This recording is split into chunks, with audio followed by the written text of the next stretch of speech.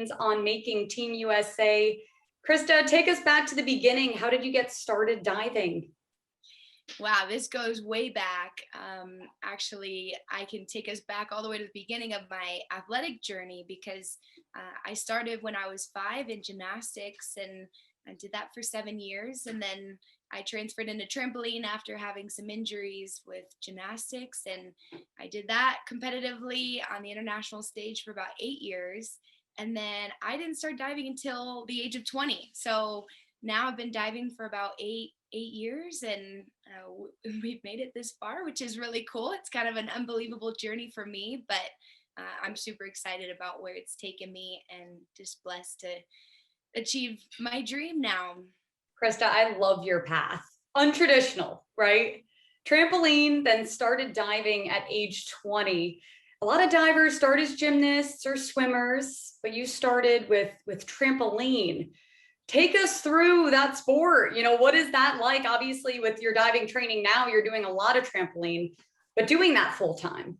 I love trampoline. It was one of the best sports, I think. I always think back to when I was a trampolinist and how much fun I had, because it was fun. And, I fly high. That was always my little logo I had in the back of my mind, because that's the goal of trampoline, to jump high and to do multiple flips and multiple twists. And for diving, it really transferred over well. I mean, it gave me the spatial and aerial awareness that divers need, and it taught me the beauty of the sport and really just how to control my body in the air and have visual references and all of that. And I also learned how to compete when I was a trampolinist as well too, and compete but also perform. I mean, diving is a performance, and so I'm definitely grateful for my past in that sport, because it taught me so much that has contributed to my diving career and why I can be a competitive athlete at this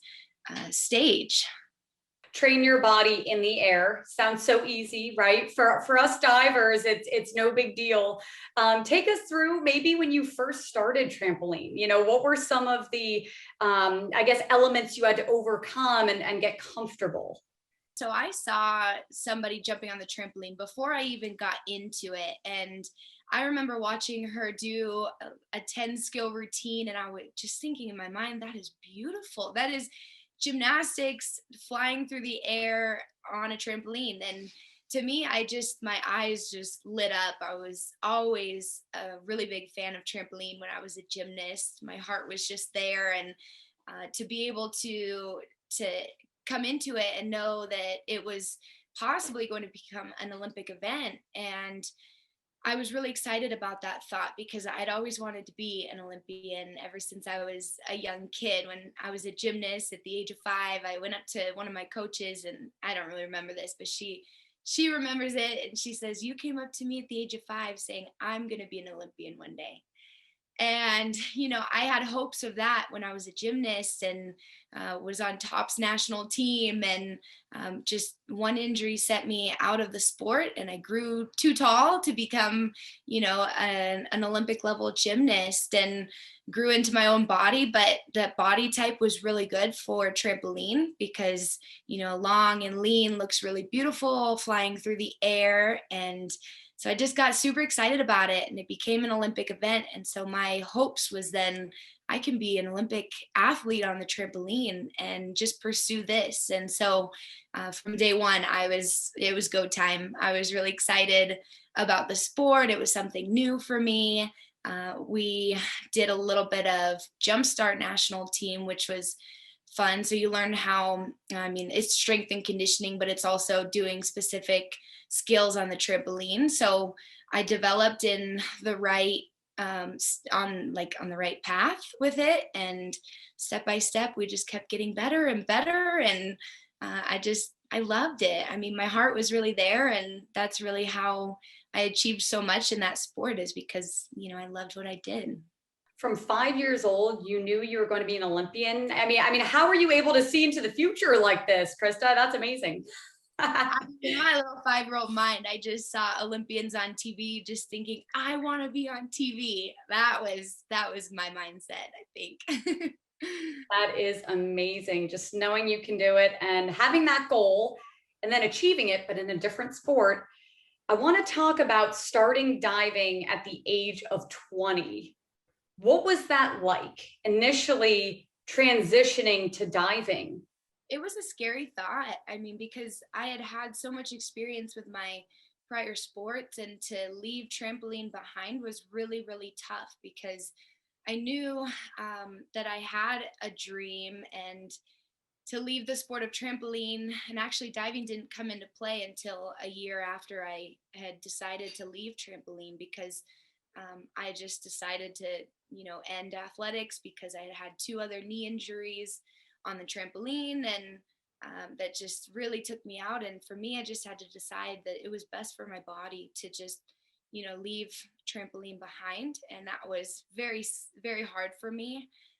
And then getting into diving, it was pretty scary for me at the age of 20, because I know I'm getting older now, and to pick up a sport that late in my career just seemed a little bit crazy, because I didn't have any experience in it. And so I was coming into it with, I felt like a fresh slate, and I was just thinking, okay, this might take a long time to get good at this. But I entered into it with the mindset of, I get to continue to do flipping and twisting, and that's really what I love to do anyways. And I guess I just pursued it from there. I didn't know how far it could take me. I really just said, hey, let's just do this for fun. We'll enter into it and see where it goes. And I was lucky enough, my coach offered me a college scholarship onto the team. I first walked onto the university team because I really had no experience, and from there she just kept rewarding me, and she said, keep working hard and we'll see where this goes. And by my junior year, I was a full ride student athlete. So I was just grateful for all those opportunities, and just from there kept going. Such an incredible story, and you've earned every single bit of it. Krysta, it sounds simple, right? Training your body to land on your feet, and then with diving, you got to land on your head. What was that originally like when you moved to diving and you had to put everything to your head? Yeah, it was really just chuck it, honestly. I knew how to do the flips, and to me, it was just another extra half somersault. So, but for me, that was actually one of the hardest things in diving, was to learn how to rip an entry. And I was just reading Laura Wilkinson's book last night, and it talks about how she went in for one of her first diving practices, and she hit the water and ripped it right away. And I was just thinking, wow, like that's amazing. I mean, that's not my story, but that's amazing. It took me years to develop the skill of how to make an entry, because I just had all these habits from another sport that I needed to actually break, and it was hard. So I think habits are harder to break than learning something new. But yeah, I mean, trampoline gave me the spatial awareness, so I was able to learn my list really quickly, and I was grateful for that. Learning how to rip is not easy. Like you said, it just takes so much time.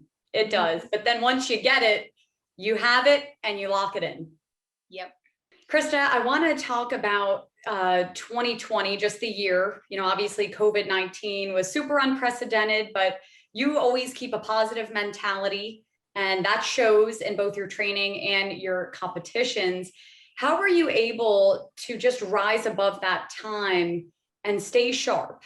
I mean, it was a lot of hard times that we went through as an athlete. I mean, when the initial shutdown took place, we were going to plan to do a China training trip.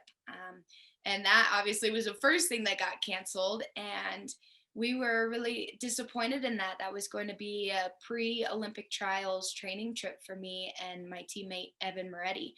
And so we had this all planned, and that got canceled. And it was just like, whoa, okay, the world is doing something other than what we think it's going to do. And so, we continued with our work at home, and then the weight room was the next thing to get shut down. And from there, it was the pool, and we just tried our best. At that point, we came into the facility before it shut down, and we tried to grab as much equipment as we could.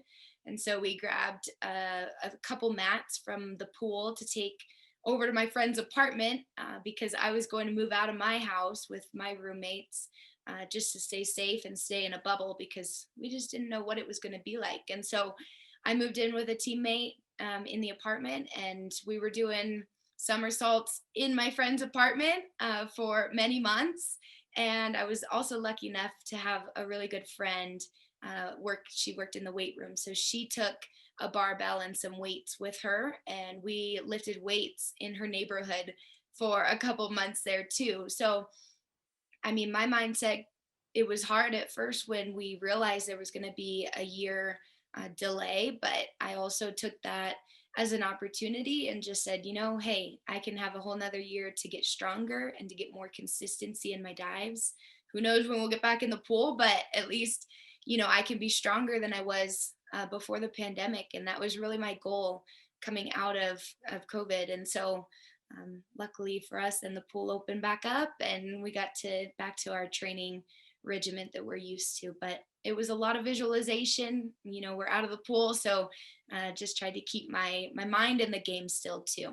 I'm glad you mentioned the visualization, because diving is almost more mental than physical, right? We train our body so hard. The body knows what to do, but obviously not being able to train consistently was difficult. But how did you keep that mindset sharp, and visualize these dives, maybe watch some video of you doing the dives in the past just to keep the feel going?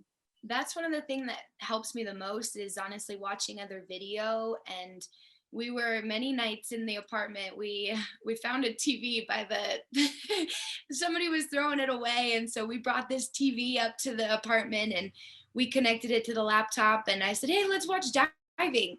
And from there, we watched so many, just all the different World Series events, World Cup events, World Championships, and I just always, wanted to keep that fresh in my mind. And to me, watching diving is actually one of the things that helps me the most in my career.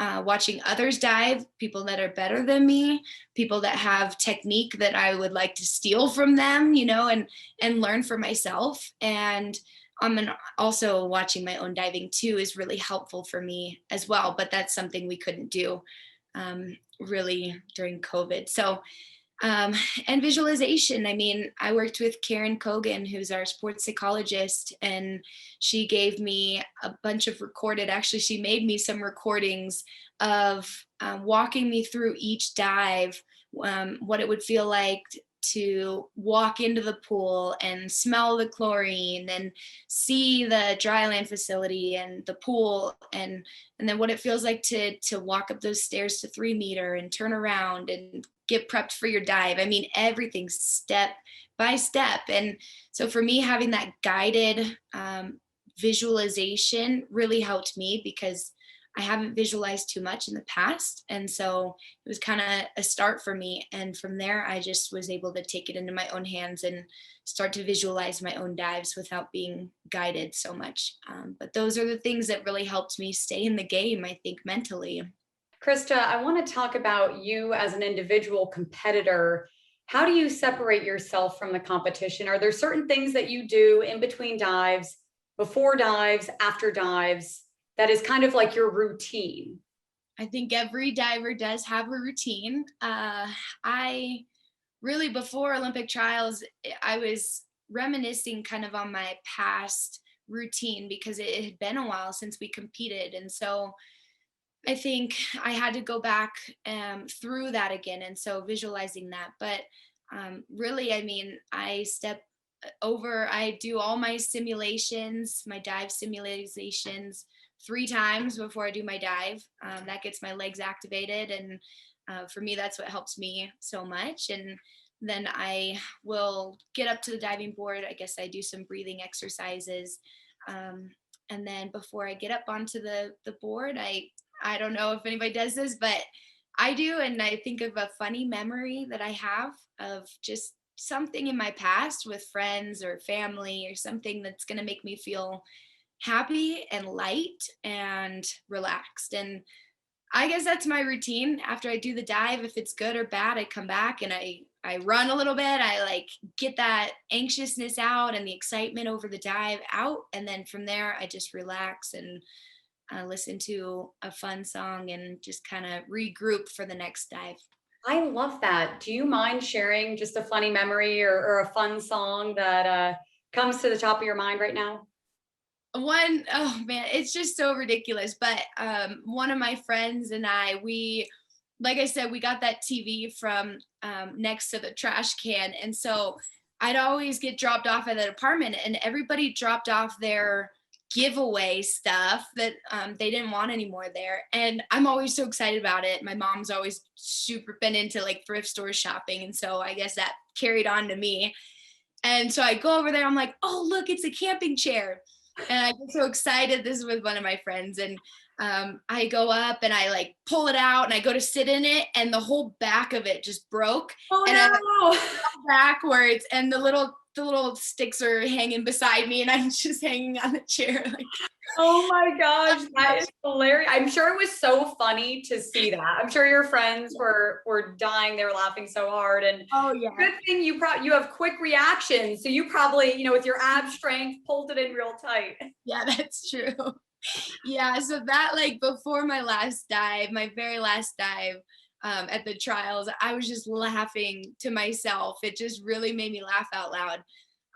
But something like so silly and so goofy like that makes me kind of feel relaxed and just remember to enjoy the moment, because that's why we do our sport, is to have fun and enjoy what we do. And I love competing, so just enjoying the journey, I think, is what I always try to remember. Amen to that. So if the camera zooms in on you, Krysta Palmer, and she's laughing, we know she's thinking of a funny memory. So Yes. Yep. or if you're smiling or if you're just relaxed, we know you're thinking about something. Yeah, I probably look a little ridiculous, but you know what? Do what you got to do. Kristen, I want to talk about trials a little bit more. Take us through your mindset heading into the Olympic trials. Before I left for Olympic trials, I'm not gonna lie, I felt pretty confident, and I actually was a little nervous about this feeling, because walking into any, walking into any competition, you want to feel confident, but you don't want to let it put pressure on you. And so that's kind of what I was worried about, is that this confidence was going to reshape into pressure. And so I had to kind of remember, slow yourself down, like don't get too ahead of yourself. And I'm glad I kind of experienced those emotions, because it really helped me remember to stay present and live in the moment, and not think too far ahead.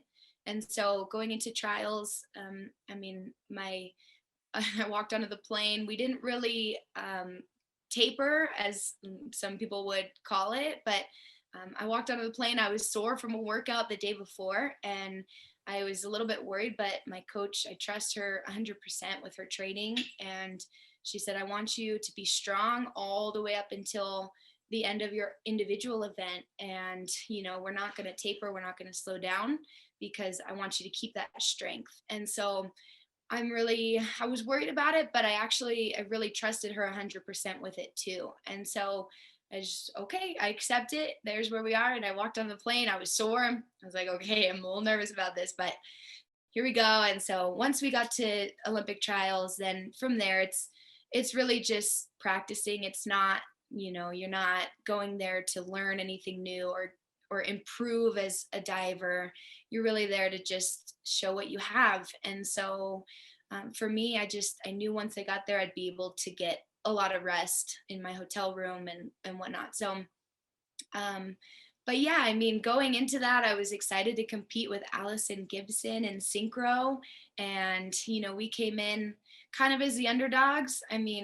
We've had some success in the past of winning Grand Prix and traveling and competing internationally at world championships together, but we really were kind of underdogs coming into the competition. And for us, I think that was an okay position to be in. It didn't put pressure on us. And so, for her and I, we just remembered to have fun and enjoy the moment and whatnot. And so I think us adding our 51-54 to our list really helped us a lot.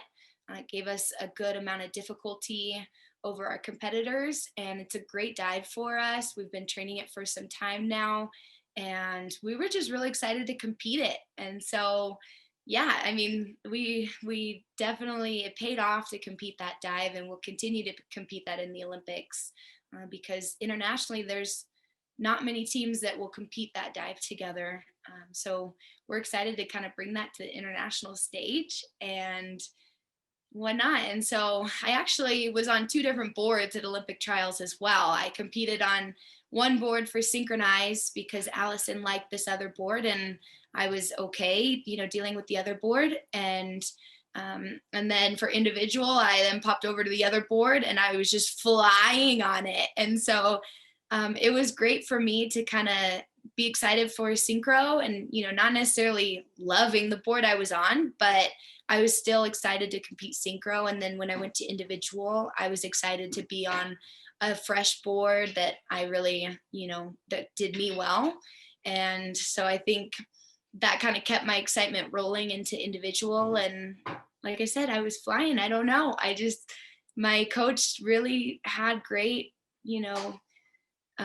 awareness of how to peak me at the right time. So um, I'm proud and happy of how everything turned out, and just excited to compete in the Olympic Games. I mean, a 24-year dream in the making. Yeah, you guys are a dominant team. And when I talked to Allison, she talked about you guys as a pair. She mentioned you challenge her in certain areas and she challenges you in certain areas. Can you talk about what makes you guys such a good pair? I think her and I, honestly, we just like to have fun together. And that's really, I think, what helps us both compete. And I'm so grateful that, she competes well like that, because that's also how I compete well too. And so we challenge each other in that way to just continue being relaxed and having fun.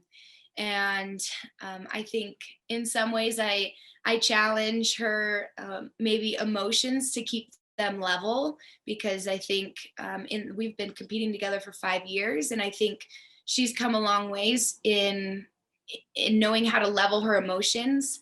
And I think she challenges me as an athlete too, because I mean, she's young, she's strong, she can go. And so it kind of challenges me when she comes to practice with me or I go to practice with her to train harder and to be better. And I think that is really the secret to our team. We enjoy to have fun together, and that's how, yeah, keeps us light. You leave for Tokyo pretty soon. Take us through your routine right now and your mentality and your physical preparation as you head into the Olympic Games here quickly. Yeah, it's a quick turnaround. I never have experienced this before. And so coming back from Olympic trials, we rested a little bit, we enjoyed a little bit of celebration and whatnot. That takes a lot out of you. I mean, the competition was long and hard. And, I think we trained a total of 10 days without really a day off, and competed, in those days too. And so it's a lot physically, it's a lot mentally. So I came back and I rested a bit.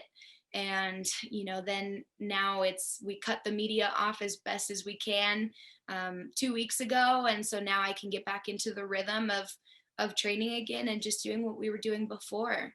And, I'm just trying my best to stay as healthy as I can going into the Olympic Games. And I think now we've got 2 weeks left, and we're gonna do the same thing where we don't really taper. We're just gonna train until we leave. And I did tell my coach I cannot be sore on the international flight though. My body's already gonna take a beating from international flight, but yeah. So just training, and now it feels great to be in the rhythm of what we were doing, and I'm just excited to experience all of the Olympic Games. It's just been a dream of mine, and now it's coming out to play. So I'm looking forward to it. Do you have that same confidence and almost like a relaxation like you did before trials? Are you feeling that same way heading into the games? As of now, I mean, I just feel pretty relaxed. I'm enjoying this process, and I think for me, I'm just trying to stay in the moment. And, I think emotions just come and go. So I don't know how I'll be feeling right before we leave. But as of now, I mean, my body is pretty healthy. We have had some injuries this past year, but I mean, just doing what we can to get through those and whatnot. So I got fun answers when I asked some of the other divers what they're most looking forward to heading into the games. Some said the opening ceremonies, some said the swag that you get, right? You get some cool gear. What are you most excited for? Well, definitely for both of those two, but I think most excited for opening ceremonies. I've experienced that in just this the two world championships that I've been to, and it's some of the best memories that I have. I just feel so like excited, and like I'm just in the realm of Olympic Games, and that is to me the most exciting thing. I mean, I've watched it on TV as a kid and just wished one day I'd be able to walk in it. And so I've never gotten to walk in an opening ceremony. So I'm probably looking forward to that the most. It is 2 days before my event with Allison. So I told her, I said, we're going to have to be sitting down as much as possible. So, I mean, we're going to look fun. Hopefully we don't get white pants. We're going to be on the ground because we got to, rest our legs as much as we can. But it's something that you just cannot miss. And I'm so looking forward to opening ceremonies. Krysta, USA Diving is starting a campaign, Champions Forged in the Water. Talk about how diving has impacted your life forever. Oh, diving has taught me so much. I think the number one thing is to always be a fighter, because I think, from my previous sports of gymnastics and trampoline, I would travel across the world to another country and only have two routines to compete that were both about 16 seconds long. And if anything goes wrong in that routine, you're out of the competition, you're taken out. And so diving was a fresh look on it was a new challenge for me, because, you do a poor dive, but you can come back on the next dive and keep fighting. And so diving has really taught me how to continue fighting, no matter what circumstances I'm faced with. And that's the number one thing that I've learned. I also have been taught, I mean, the consistency of hard work, because, you can't achieve something without some hard work there too. I mean, talent can get you so far, but it's also hard work that, will get you that step over your competition. And so I've learned how consistency just plays so much of a role into performance and success. So those are probably the two most important things that diving's taught me. You mentioned it's not game over if you miss a dive, just reset, refocus, move on. How important is it for you to take it one dive at a time? Break it down. It's so crucial. And I really feel like I've been trying to strive for this in past competitions. And finally at Olympic trials, I really feel like I got it. I always compete 51, 54 last, and that's my very last dive. And I train this dive really, really well, but I never compete it really, really well.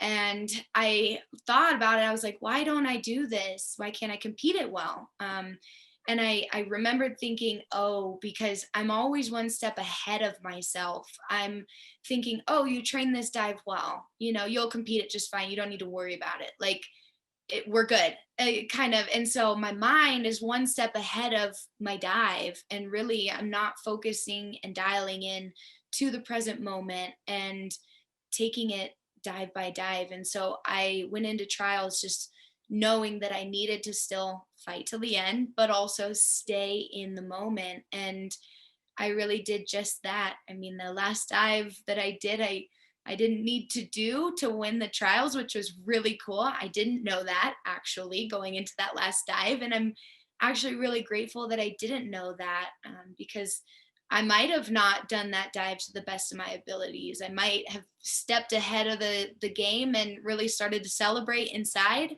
and, take it. I wouldn't have been in the moment. And so I I'm happy that I stayed present. And that is truly one of the most important things as a diver, I think, as any athlete, really. I know you're solely focused on the games, but I have to ask you, what are your future plans? What are your future goals? Right now, I'm studying my MBA, and I'm so lucky because Team USA is actually partnered with DeVry University. And this was something, I mean, it came out of the blue. I was like, should I apply for it? I don't know. And so I was like, all right, I'm going to apply for it. And I prayed about it, and I was like, God, if this is where I'm supposed to be after, show me.